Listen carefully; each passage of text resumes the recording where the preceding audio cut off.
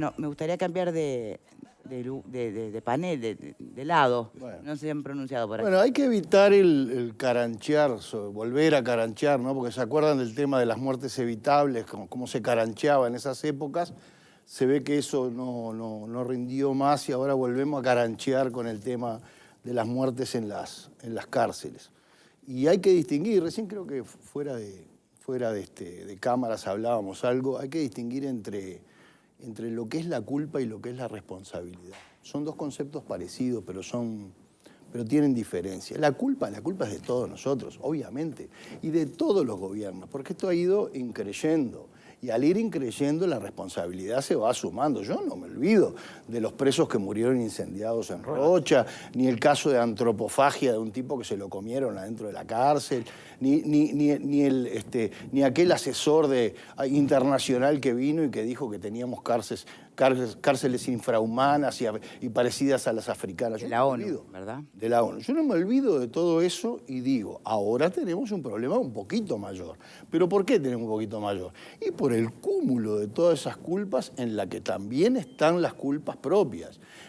Y la responsabilidad ya no es la de la gente que estaba antes, la responsabilidad de la gente que está ahora. Tal vez uno la concentra un poquito más, porque es difícil también visualizar la responsabilidad en un ministro que asumió el 1 de junio, más o menos. Yo no me puedo equivocar, me equivoco por horas. Recuerden cuando falleció Larrañaga, 22 o 23 de mayo, el ministro nuevo falleció, ingresó en su cargo una semana más adelante. Entonces, tal vez haya que visualizar una responsabilidad más técnica. Las miradas hoy están puestas en el inspector Mendoza. Bueno, tal vez haya que plantear alguna responsabilidad a ese nivel y veremos qué tienen para decir. Pero de todas maneras, este problema lo sacamos adelante entre todos si hay una sensibilización. Lo único que comparto con Selva en lo que dijo es que este tema no tiene votos por allí. Entonces, lamentablemente la gente, para el grueso de la gente, el famoso se pudra en las cárceles, lo vas a escuchar, lo vas a escuchar. A la gente, ¿qué es lo que le importa? Le importa, bueno, opinar cuando pasan este tipo de cosas y después a las 24 horas se olvida. Pero ¿no pensás que empezó a permear finalmente la comprensión de que lo que pasa en la cárcel está directamente relacionado a la situación de seguridad pública general? Solo le interesa a los afectados, te lo digo por derechos humanos, a los afectados directamente, familia. Solo le interesa a la gente que realmente está metida y le duele este tema, y solo le interesa, bueno, a ese sector de la oposición que saca un rédito político cada vez que pasa algo como esto. Entonces digo, mientras eso siga así, la única cosa que podemos hacer es sensibilizar, sobre todo por un aspecto que es el más importante de todo esto. A la gente le va a interesar el día que se dé cuenta que esto afecta a su seguridad pública, sobre todo en la reincidencia. El día que esa persona sale y no tiene un futuro y vivió cualquier tipo de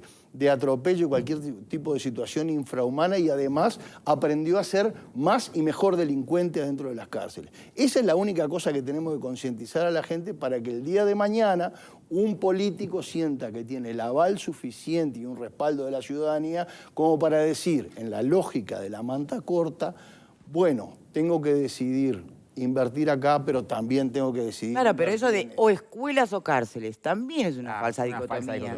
¿Sí?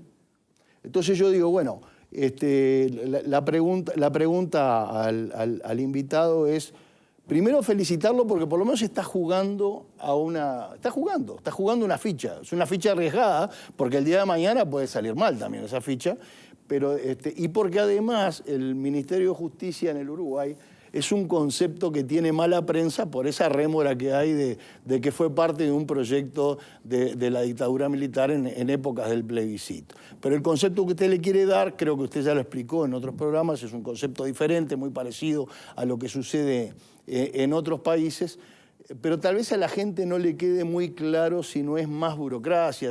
Eso tal vez estaría bueno que usted lo aclarara un poquito mejor. Yo vengo duro con el tema del Ministerio de Justicia. Hace rato vengo dándole, pero reconozco que las respuestas más duras que tengo no son por un tema de reminiscencia de la dictadura, que yo pensé que iba a venir por ahí, sino por temas de tamaño del Estado. Claro. Sí, por eso es que recalco que estoy convencido de que esto se puede hacer sin gastar. Pará, vos la conocés por dentro. Tus clientes están allí. Ayer vine del penal de Libertad. Bien. A la tarde estuve. Del planteo o de la relevancia que puede tener justamente el famoso Ministerio de Justicia al que refiere... ¿Va a cambiar en algo la situación interna? Como está la situación, no se va a cambiar. Eso es una realidad. Por más esfuerzo que haga cualquier tipo de gobierno, y me consta que este gobierno está haciendo esfuerzos por cambiar la situación carcelaria, un poco lo que decía Juan también, indudablemente, digo, nosotros lo que agarra este gobierno es un monstruo del sistema penitenciario. Un monstruo que ha sido mejorado, porque también hay que decirlo, con el Frente Amplio y la creación del Instituto Nacional de Rehabilitación, pues yo recuerdo, 2006, 2007, cuando yo empecé a ir a las cárceles, era desastroso el sistema carcelario. Empezó a mejorar un poco, se le dio una mano de barniz al sistema para que parezca un poquito más humano, que no lo es. Esa es la realidad. Y los números que tenemos hoy, le pese a quien le pese, son fríos y son preocupantes. Estamos hablando que tenemos, en el caso de muerte, que es lo que estamos hablando en este programa hoy, estamos cada 10.000 privados de libertad, 51 muertes. ¿Verdad? O sea, que el año pasado, si mal recuerdo, se dieron 39 muertes cada 10.000 privados de libertad.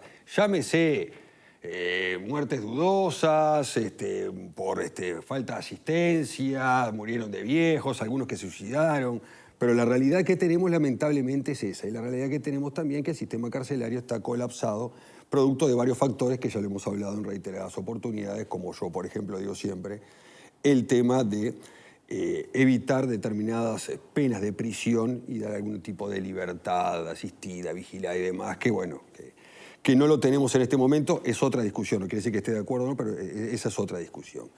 Lo que nosotros tenemos que preguntar acá, ¿qué es lo que queremos? Si queremos un depósito de personas o queremos una suerte de sistema que rehabilite en parte a esas personas que están ahí. Los uruguayos lo que queremos es un depósito de personas.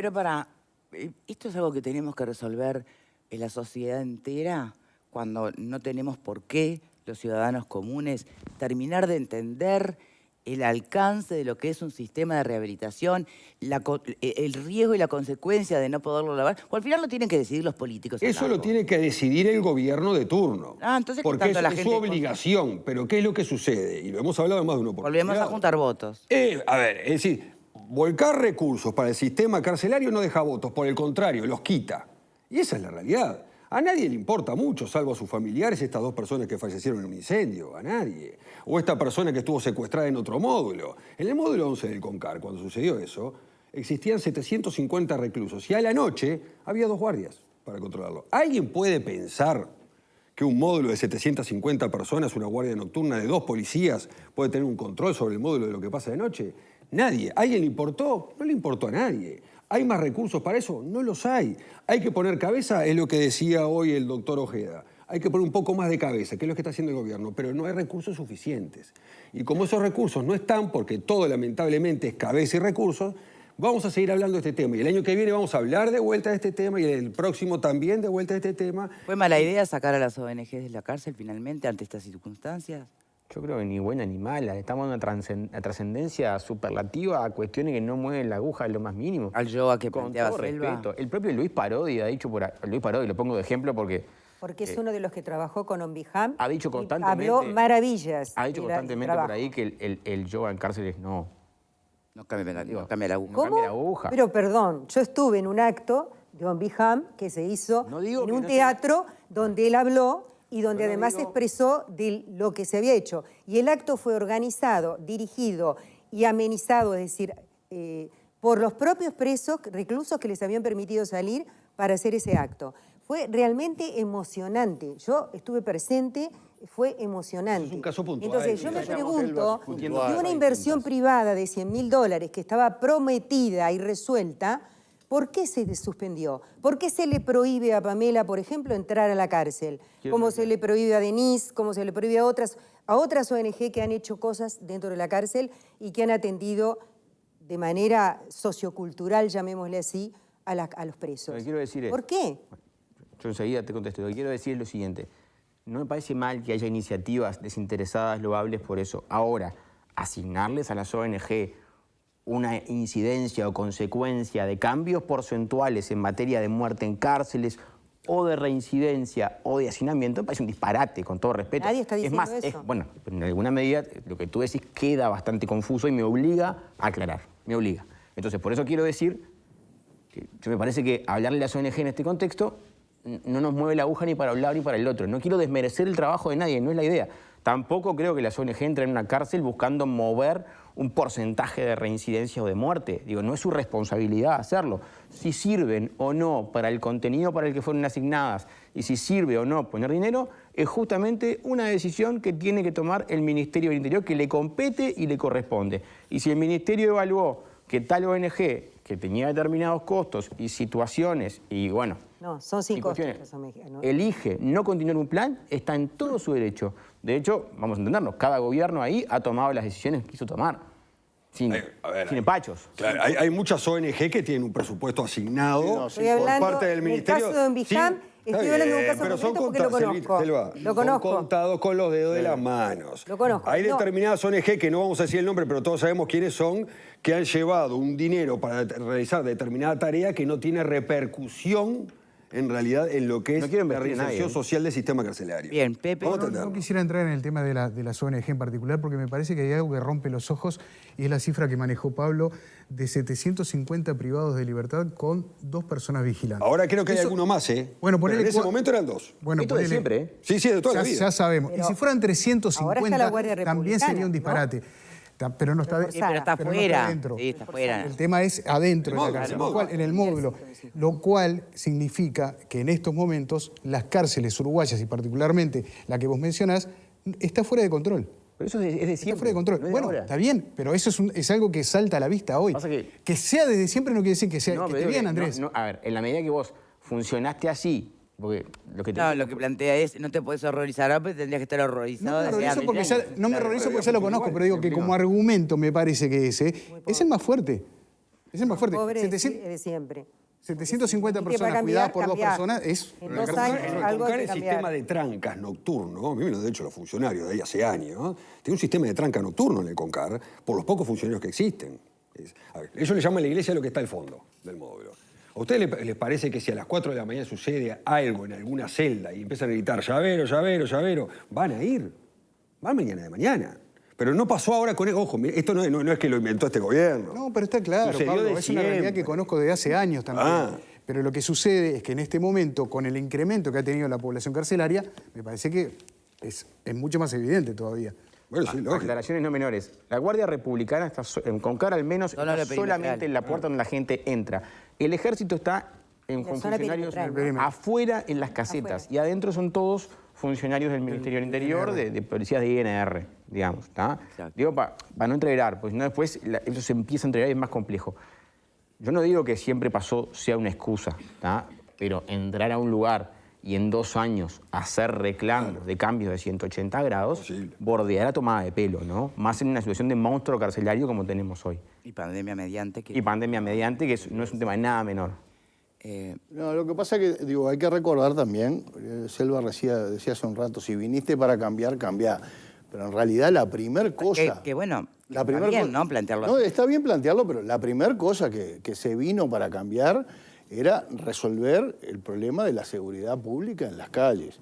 Creo que esto es un efecto no de que se haya resuelto el problema, pero sí de que ha habido una mayor acción policial, una mayor acción y respuesta de Fiscalía en coordinación con el Ministerio del Interior y con la policía, y que, bueno, eso ha, de alguna manera, agravado un problema que ya teníamos y que ya teníamos desde hace muchísimo tiempo.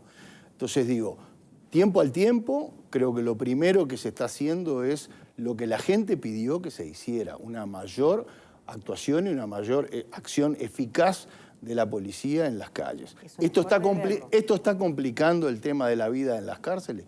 Sí, lo está complicando.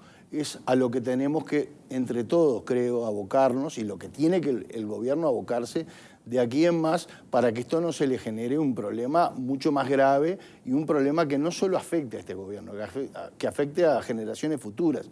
Porque, repito, acá, todo esto está bárbaro, pero cuando hablamos del Instituto Nacional de Rehabilitación, lo que estamos hablando es de que nos gustaría a todos que de las cárceles salga gente rehabilitada, con chances de rehabilitarse. Hay algunas que funcionan bien, son contadas, pero funcionan. Sí. Es justo decirlo, ¿no? Sí. Andrés. Qué interesante incluso el tiempo que llevan los cambios. El Frente Amplio asume en 2005 la presidencia de este país y el INR se crea en 2011. O sea, para que vean ustedes que las cosas incluso hasta intrapartidariamente llevan tiempo.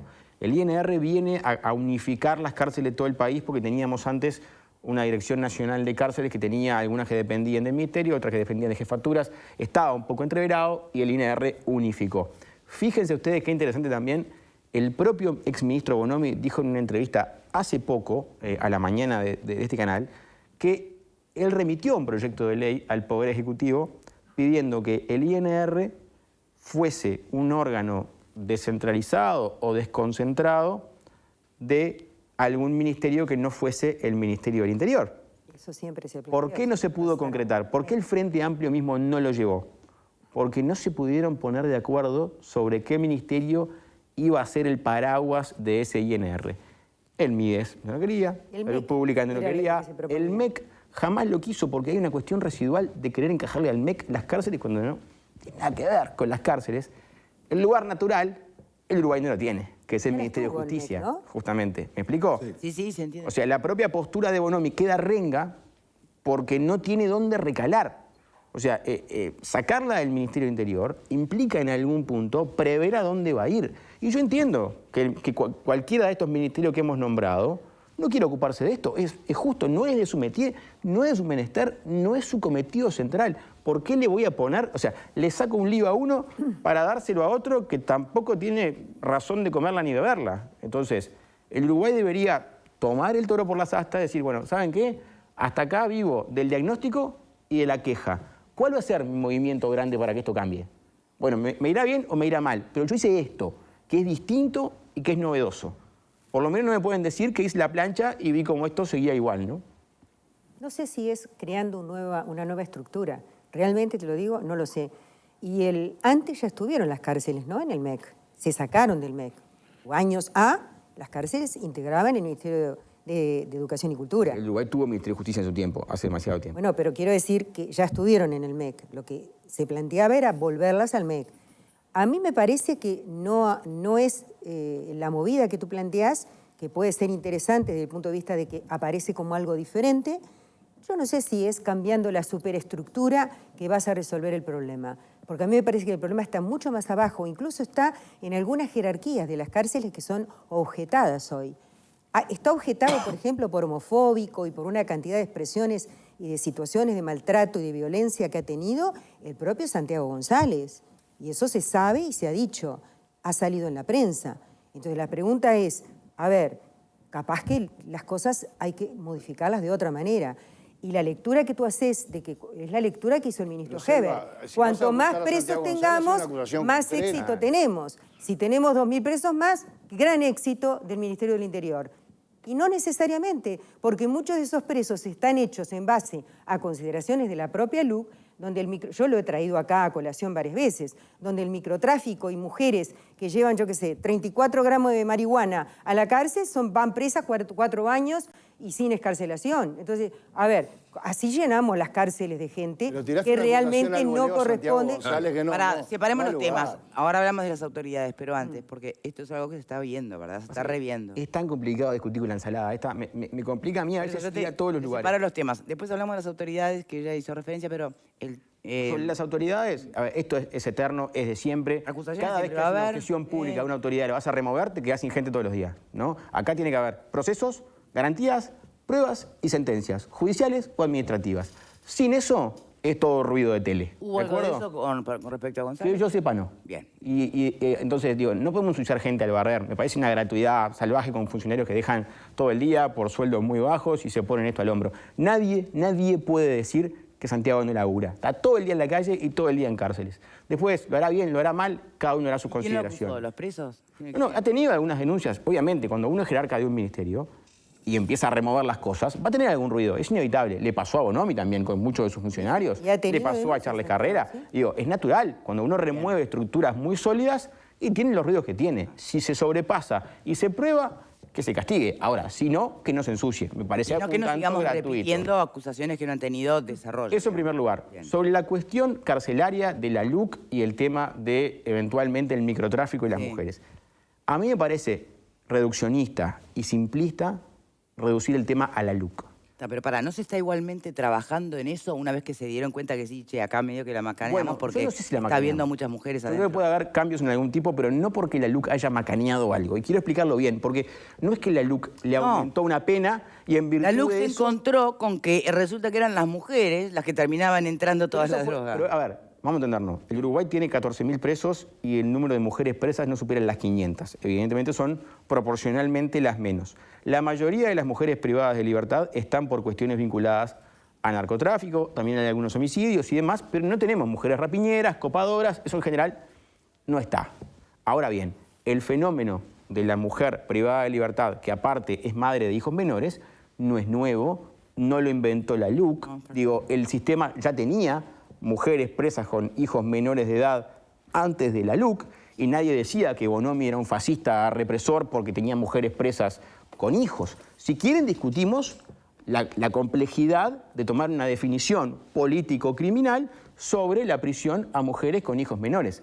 Porque la LUC lo único que hizo... ¿Estás de acuerdo con darle 4 años a 15 de penitenciaría? ¿Sabes qué pasa, Selva? La discusión no es esa. Yo no tengo tiempo, yo no tengo tiempo aquí de bajar un tema de derecho penal complejo que evidentemente tú no tenés por qué manejar. Lo que estoy diciendo es que la LUC lo que hizo fue restringir un beneficio de libertad a prueba.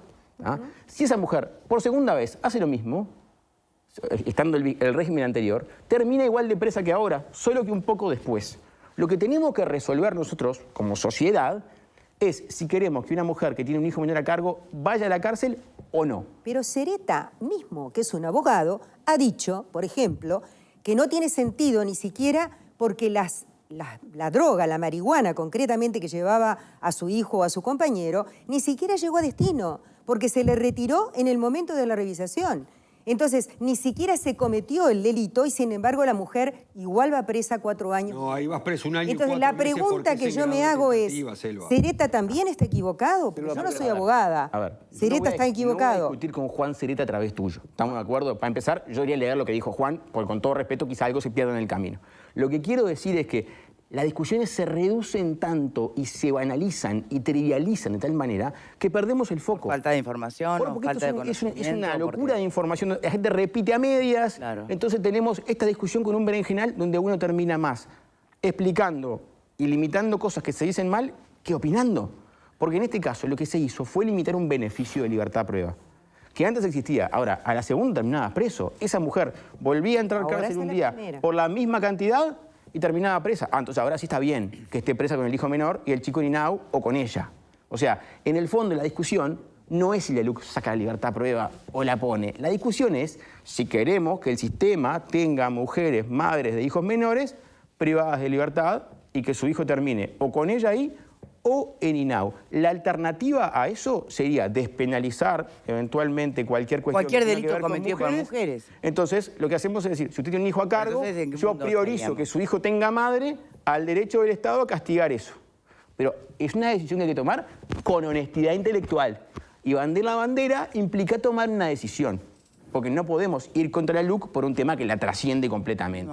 Pero no estoy dispuesto a discutir un grano de arena en una playa. Es ridículo. Pero ahí entramos en una discusión casi de causales de impunidad por género. O sea que sí, no, por eso. Es complicado, es una discusión filosófica. No, y además nadie plantea nos fuimos radicalmente. ¿Cómo se para el tema? Hay que volver y hay que despedir al invitado. Entonces, el tema hoy era, bueno, la preocupación por las muertes. Homicidios, suicidios, muertes naturales dudosas. Reflexión final sobre ese tema. ¿Qué posibilidades reales advierten de que pueda mejorarse la situación? Bueno, ¿O hay que resignarse? Bueno, mitad y mitad. Yo creo que en algún punto hay que tener expectativas justas, exigentes pero justas. Me parece que no existe decir, bueno, si vino a cambiar, cambió y el 2 de marzo quiero todo arreglado. Eso no existe. Sí exigente en cuanto a que la situación mejore y no empeore. Eso es una exigencia razonable que podemos tener. Naturalmente va a haber que compaginar el aumento en el castigo con la situación carcelaria. Tendría que haber por lo menos un trabajo conjunto de esas dos cosas. Creo que en algún punto el gobierno está en esto. Naturalmente me parece que hay cosas para hacer a corto. Porque hemos escuchado, perdón que te interrumpa, muchas veces, viste, bueno, con la cárcel como está no se rehabilita, así que no pongan penas más duras. Pero entonces, ¿qué hacemos? ¿Es la excusa no llevar a las personas a la cárcel porque no está trabajando, no funciona bien o porque es un... Es que siempre va a ser esto, siempre va a ser el huevo y la gallina, es indiscutido eso. Sí. Lo que sí me quedo como reflexión final, y no quiero dejar de decirlo, es que no me gustaría que pasara este periodo de gobierno y perdernos la oportunidad de al menos dar una vuelta de tuerca a la gestión carcelaria. Creo que es una oportunidad que aparte no podemos perder porque llegaba el caso... Pero dígalo, queda. Mirando para atrás... Que no pase este gobierno y no quede un Ministerio de Justicia. Sin que se cree un Ministerio de Justicia. Lo digo mirando, así queda grabado y después no puedo salir del archivo. Pero me parece que realmente tendríamos la oportunidad de que se cambie algo de verdad y hacer un movimiento sustantivo. Y no es menor destacar que en esto del Ministerio de Justicia hay consenso político. Se han pronunciado todas las bancadas del Parlamento en decir que estarían de acuerdo con crearlo. Pasa que es como complicado ponerle el cascabel al gato por alguna razón. Yo ya no sé con quién vas a hablar a esta altura, se imaginarán. Pero me parece que en algún punto no hay que dejar de ponerlo arriba de la mesa y en algún punto creo que es positivo aprovechar que la realidad nos interpela para decir, che, miren que está esto. Yo no recuerdo en la historia, pero en general los ministerios nuevos arrancan con un periodo de gobierno nuevo, o sea que en definitiva... Ahora o nunca. Bueno, yo es el de medio ambiente. Estaba pensando en eso, pero ¿qué inyección de recursos ha tenido? No tiene plata. No tiene plata. Eso. Ojo, eso también, o sea, cualquier iniciativa de esas con expectativas muy grandes, hay que asegurarse que ese ministerio tenga los recursos suficientes como para hacer un cambio cuantitativo y cualitativo importante. Y sobre todo cuando, en este caso, vos que te va la vida, porque si te vas a embanderar con este tema, tiene que salir bien. Ya estoy embanderado hace rato. Estás embanderado hace rato. Estoy jugado. Futuro ministro de Justicia. No. Por ahora soy un militante del ministerio, nada más. Doctor, muchísimas gracias. Gracias a ustedes por la invitación, como siempre. Seguimos en cuestiones de justicia o tratando de entenderla, cómo funciona, cuáles son esos vericuetos.